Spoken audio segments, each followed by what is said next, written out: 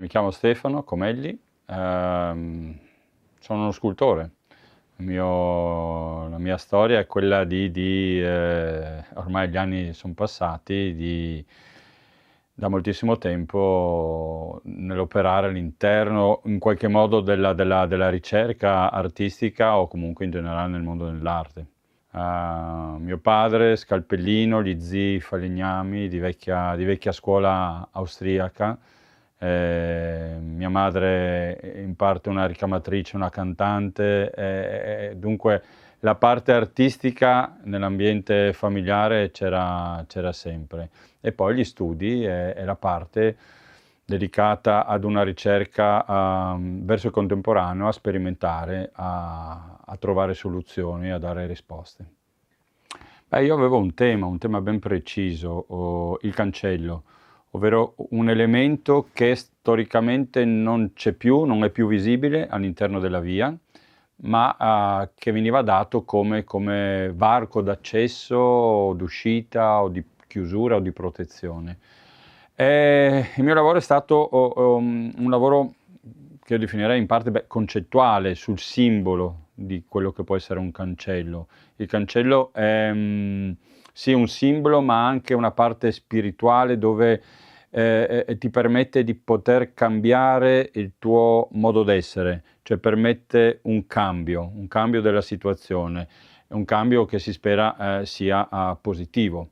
Questo è un po' anche una delle simbologie che si ritrovano date al concetto del cancello o un portone, o comunque di un varco, quello di andare oltre e di aprire nuovi orizzonti, anche di cambiare semplicemente mentalità, di vedere le cose in un modo diverso, attraversando un qualcosa che diventa passaggio. Poi questa cosa ha preso un'ulteriore piega perché è entrato il colore. Il colore sarà un qualcosa di fondamentale e visibile. Il cancello sarà completamente tutti gli elementi metallici, perché il lavoro sarà eseguito in ferro, sarà dipinto tutto di rosa. Rosa qui si apre un altro mondo proprio a livello simbolico di che cos'è il colore rosa. È vero sì che viene attribuito al mondo femminile, naturalmente, almeno nella nostra parte del mondo occidentale, ma è un colore molto positivo, è un colore caldo, è un colore accogliente, è un colore che dà felicità, questo anche andando a semplicemente a ritrovare il significato anche dei colori. E in più, per non far mancare nulla, all'interno della composizione del cancello ci saranno dei fiori e idealmente diventeranno effettivamente dei fiori rosa.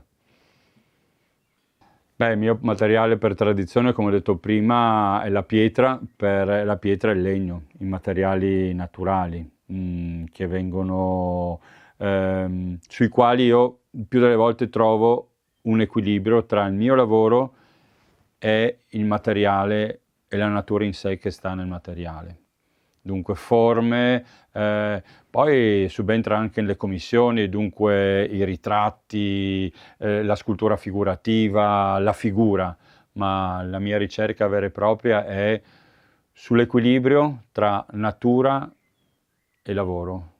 Sarà un'opera fruibile perché c'era stato dato indicazioni che la seduta doveva comunque rimanere praticabile, la composizione non impedisce questo, anzi lo accentua, lo protegge, ma credo per il fatto di questo colore rosa possa risultare la cosa, tra virgolette, più fantasy, più spiazzante, perché personalmente un cancello rosa non l'ho mai visto, neanche il più eclettico dei proprietari, io non l'ho mai visto. Allora pensare a un cancello che diventi rosa, a un cancello che non esiste più e che va in qualche modo nel mondo della fantasia, che diventa veramente molto molto leggero, questo me lo immagino, e che ci sia uno stupore positivo di allegria e di felicità nel vedere